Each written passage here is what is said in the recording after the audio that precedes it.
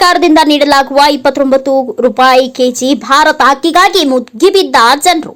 ಇದು ಚಳ್ಳಕೆರೆ ನಗರದ ಸೋಮಗುದ್ದು ರಸ್ತೆಯ ನ್ಯಾಯಾಲಯದ ಕಟ್ಟಡದ ಮುಖ್ಯ ರಸ್ತೆಯಲ್ಲಿ ಪ್ರಥಮ ಬಾರಿಗೆ ಚಳ್ಳಕೆರೆ ನಗರಕ್ಕೆ ಕೇಂದ್ರ ಸರ್ಕಾರದ ಭಾರತ ಅಕ್ಕಿ ಚಳ್ಳಕೆರೆ ನಗರಕ್ಕೆ ಬಂದಿದ್ದು, ಯಾವುದೇ ಮುಂಜಾಗ್ರತೆ ಹಾಗೂ ಸಾರ್ವಜನಿಕ ರಸ್ತೆ ಬದಿಯಲ್ಲಿ 10 ಕೆಜಿ ತೂಕದ ಅಕ್ಕಿಯ ಪ್ಯಾಕೆಟ್ ಅನ್ನು ಫಲಾನುಭವಿಗಳಿಂದ ಆಧಾರ್ ಕಾರ್ಡ್ ಸಂಖ್ಯೆ ಹಾಗೂ ಮೊಬೈಲ್ ನಂಬರ್ ಪಡೆದು 29 ರೂಪಾಯಿನಂತೆ 10 ಕೆಜಿ ಪ್ಯಾಕೆಟ್ ಲಾರಿಯಿಂದ ವಿತರಣೆ ಮಾಡುವಾಗ ಕೆಲವರು ಬಂದು ಗಲಾಟೆ ಮಾಡಿದ್ರಿಂದ ವಿತರಣೆ ಮಾಡದೆ ಮುಂದೆ ಹೋಗಿದ್ದಾರೆ.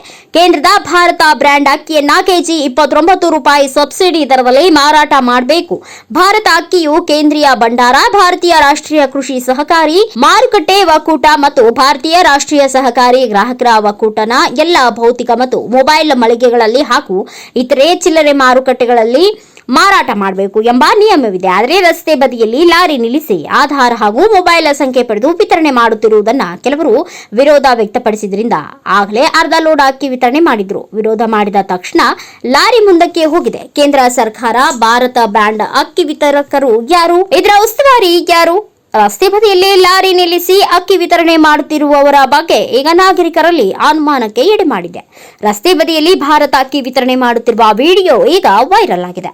Mounesh Achar, NKS TV4 news, Challakere.